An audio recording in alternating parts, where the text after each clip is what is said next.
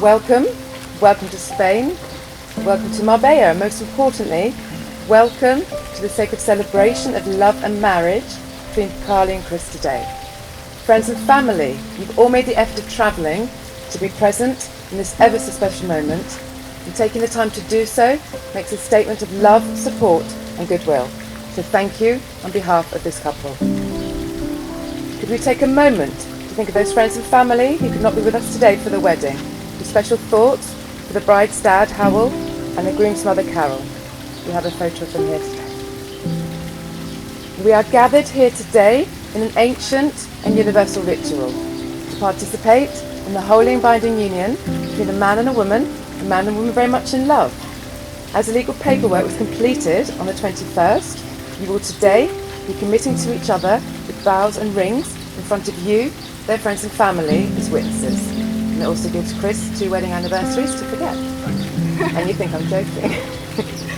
You've chosen to have your wedding in this beautiful location in Spain. You will declare your vows to one another in nature, and of course we have the sunshine.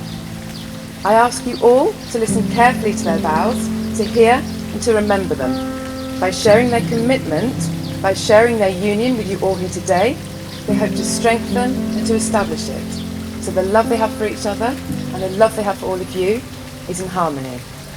Your role here today is not a passive one, but an active one. You are all participants in this ceremony. By witnessing their vows, you hope to keep them strong and to make them last. I asked you both what marriage means to you, and you said, Carly, marriage to me is about building a life with my best friend. It means being there for each other through the good times and the bad. Waking up together every day, with Lillian between us, of course. Learning how to compromise, supporting one another, having a catch when upset, and continuing to rip into each other on a daily basis. Marriage is about trust, commitment and teamwork. It won't always be easy, but I know we'll both work hard at it. I look forward to our future together as husband and wife, and becoming our own little family. Life wouldn't be the same without you. And Chris said, marriage to me is the bond between one person that never remembers anything and another who never forgets. Between one right person and another right person. Between one worldie and another who's punching above their weight. It's about finding that one special person to annoy for the rest of your life. It's about commitment to love each other in the good times and even more so during the bad. It's about accepting each other's flaws, mood dependent, and also being there for each other. It's about loyalty, being understanding and saying, I love you.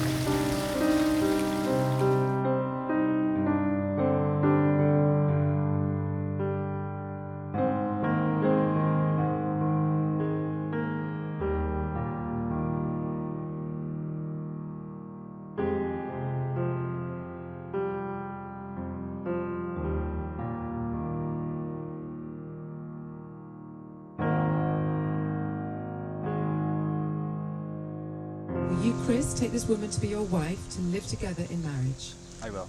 Will you love her, comfort her, honour and keep her in sickness and in health, and forsaking all others, be faithful to her for as long as you both shall live? I will. Will you, Carly, take this man to be your husband to live together in marriage? I will. Will you love him, comfort him, honour and keep him in sickness and in health, and forsaking all others, be faithful to him for as long as you both shall live? I will. By the vows that you have promised one another, by declaring your unity, by each giving and receiving a ring, here today, in front of your friends and family as witnesses, I'm delighted to pronounce you are husband and wife.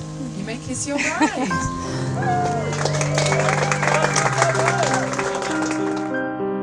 I can't wait to see what illusion you've come up with for us. One of those romantic boy meets girl, boy loses girl stories? It's better than music. Porque rivales hoy somos, tu loco amor quemó todo, y mira bien lo que has hecho. Porque rivales hoy somos, hey, problemas tontos. Hiciste un corte tan hondo y mala sangre tenemos. Porque rivales hoy somos, hey, hey, hey. No sé cómo pudiste, todo brillaba y tú lo arruinaste todo, lo oxidaste, en mi punto débil tú solo golpeaste. Dime como respirar. Sigues hablando, ya no tienes vida, ya no te burles más. Tu risa se ha vuelto sal en mi herida. Oh, es tan triste pensar en lo que hiciste. No puedo más, porque rivales hoy somos. Tu loco amor quemó todo, y mira bien lo que has hecho. Porque rivales hoy somos. Hey, problemas fotos. Hiciste un corte tan hondo y mala sangre tenemos. Porque rivales hoy somos. Hey. Ladies and gentlemen, can I have your attention? We have a very special person here that wants to say something. Hello, can we have a huge welcome for my new auntie and uncle, Mr. and Mrs. Emsley.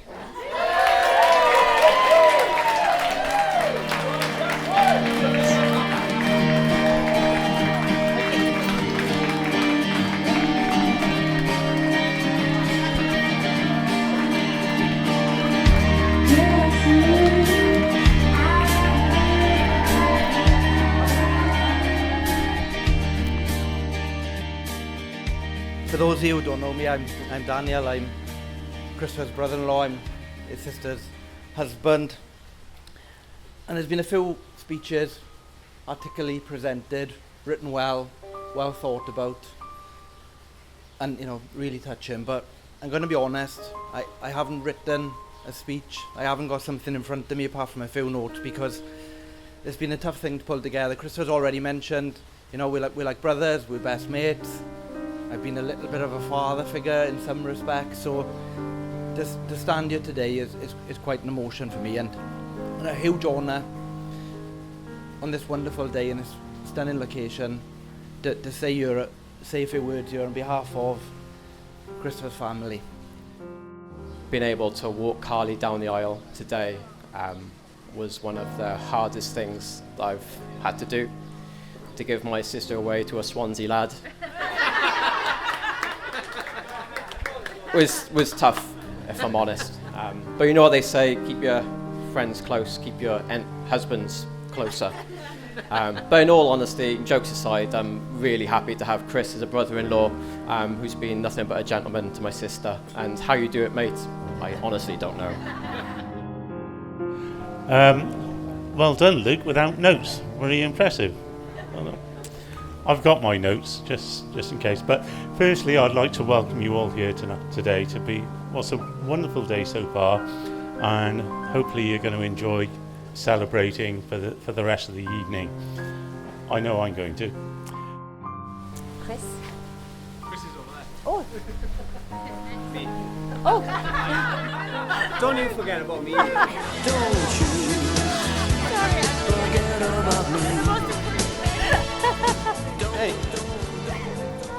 Okay, hi Tara, I'm Chris. Tara, who's he? Have you been involved at all? That's fine, no problem. I just wanted to say a few words, not just from myself, but on behalf of Robbie and Douglas as well. Because the four of us now have been mates for pretty much as long as I can remember. And any one of the three of us could have easily stood up here and said a few nice things about you, mates, because you're a genuine, lovely bloke, and we love you. We love you, mate. I've got to say, like Luke, I'm immensely proud and privileged to be asked to say a few words today, because I know Carly would really like her dad to be here. I also know that if he was here, he'd be so proud of you, Carly. Not only of today, but everything you've achieved so far and you're going to achieve in the future. And I also know they'd be very happy that you've met Chris, and he will be confident that he's going to take care of you in the future. Okay, so as there's been a couple of Swansea and Cardiff points made so far, I'd like to welcome you to the patio of the Swans. If you do want to see the swans, they're just through there. Elegant animal, fantastic. Okay.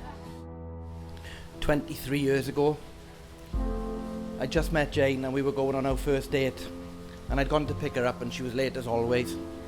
So I had to walk down and knock on the door. And being 18 years of age, no mobile phones in them days, so I couldn't give her a text, say hurry up. I had to go and knock at the door. So as I'm walking past the window, I see this little fat kid. No shirt on, in the window, staring at me, eating a pack of turkey Twizzlers. I was like, oh my God, here we go. I was nervous enough as I was. Anyway, I go to knock at the door, no chance, door's wide open. All right, mate? I was like, all right. 7-year-old kid standing there. Who are you? I said, I'm Daniel. I said, I'm taking your sister out. Where are you going? Cinema. Can I come? I was like, oh, maybe the next time. Oh, fair enough. Do you like football? Yeah. He said, do you like the Swans? I said, I do, yeah. Great. He said, come on, let's go and have a game in the garden. So anyway, he said, no, not this time. Anyway, Jane comes along and we go off to the cinema. Now, I first met Carly when she was about 8 years old, when I first started going out with Mags. She was very cute, and even at that age she showed determination, which she still has today. I remember the first time I met her, she was easily relieving me of pound coins to put into a machine that gave her what she thought was free gifts, but it was pound after pound after pound. But over the years, Mags and I have enjoyed watching her grow into the beautiful woman she is today. She's achieved academic success, she's enjoyed great friendships, she's earned 3 degrees, and now has the dream job she's been after for years. So I have been asked to keep this to 10 minutes, but seeing as it's probably the only chance I'm going to get to speak for the next 40 years without being interrupted by Carly, then I may go on a little bit longer. She's also probably thinking at the moment, keep your crap dad jokes to a minimum, but again, you can't interrupt me, so I apologise in advance. Carly, you look beautiful tonight. Getting to know you the past year has been a pleasure, and I see you now, not only as Chris's wife, but one of my good friends. Thank you both for letting me part of your big day. Can I ask everyone to please raise their glasses one last time to my mate Sniffer and his beautiful bride, Carly. Cheers, everyone. And obviously I couldn't stand here today without giving thanks to my own family. Everyone here knows about my mother passing away, and these two here, Jane and Daniel, kind of took me in, and for that I'll forever be in your debt, as well as the thousands of lifts that you provided myself and the boys. I'm glad I'm living in Cardiff, so I can't repay the favour, unfortunately. But after a few years of living with them, they started comparing me to Uncle Bryn. So that was a combination of an uncanny resemblance to Uncle Bryn from Gavin and Stacey, but also my own Uncle Bryn, who actually lived with our nan until the very end. So I think they were very concerned by that. So as I said before, Chris, you're now part of our family, and Mags and I know that you will take care of Carly, and I wish you both a long and happy married life together. Before I finish, I'd like to give you one piece of advice for the future. Hopefully at some point, children will come along, and they might come to you and ask for a bit of advice. And my advice to you, Chris, is do what I've always done, is go, ask your mother. The last thing I want to say as well is that being able to be there with you today, walking you down the aisle, is probably one of the most proudest things that I've had to do. I'm going to throw you some compliments now, so be prepared, all right? I don't think I ever have either, so. But you're beautiful, intelligent, driven, funny and thoughtful, qualities we both share. But if Dad was here today, he would be so proud of the person you've become. So, I wish you all the best for the future, guys. You're a fabulous couple. I've really enjoyed knowing you, and I just wish you all the best. Good luck.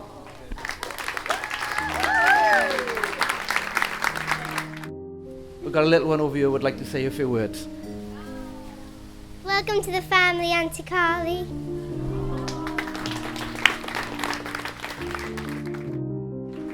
But if everybody would like to raise their glass, or if you're double parked, raise both, whichever. And on behalf of everybody here today, and for those who can't be with us, to Carly and Chris. Standing here on our wedding day, like you're my wife, is weird. Because it was only supposed to be a drink on the plough, wasn't it? On a Sunday night. The very last thing that Carl said to me was, look after them. So Chris moved in with us. He was 18 years of age, and it was a tough time. But you know, for anyone to go through something as traumatic as that, and knuckle down and pass his A levels within the next couple of months and go on to university, demonstrated to me how important Carl was in bringing him up. She was a strong woman, and she thrived more often than not in adverse circumstances where, you know, a lot of people would have wilted.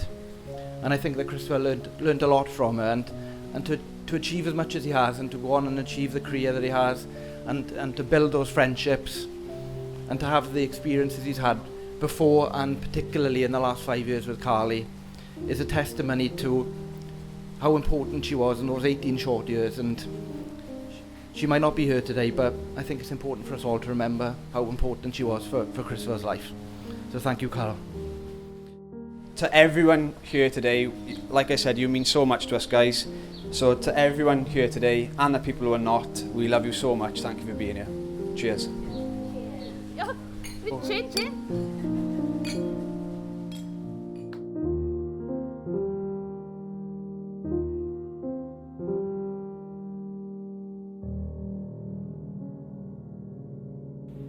There are no wrong feelings. But the way you feel towards other people, loving, hating, etc., etc., there aren't any wrong feelings. And this is one of the peculiar problems of our culture, that we are terrified of our feelings because they take off on their own. He's ashamed to be so overcome with the beauty of something, whether it be a natural landscape or a member of the opposite sex, that he goes out of his mind with this beauty. Because all that kind of thing is not being in control, old boy. Not kind of having your hand on the wheel. No, I'm not perfect, but it's how you made me feel. I had my doubts before, this must be real. Oh, I'm far from a saint, and it's clear to see I made my mistakes, I know. This much is true. Ooh, you wiped the blood off my hands, and you showed me love. Oh, I was made for you. I was made for you. I was made for you. I was made for you. Sometimes it hurts, and my pride gets the better of me. I know, yes, I know that I'm to blame.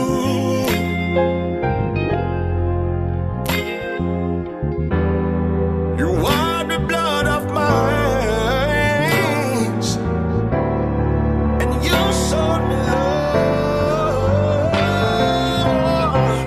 Oh, I was made for you. Yes, I was made for you.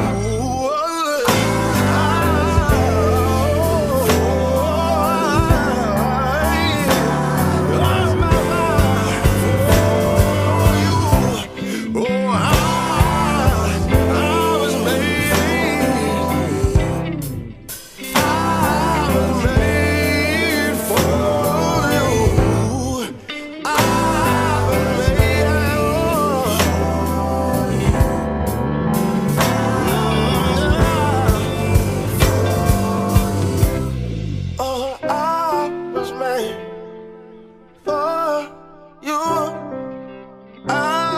was made for you. Now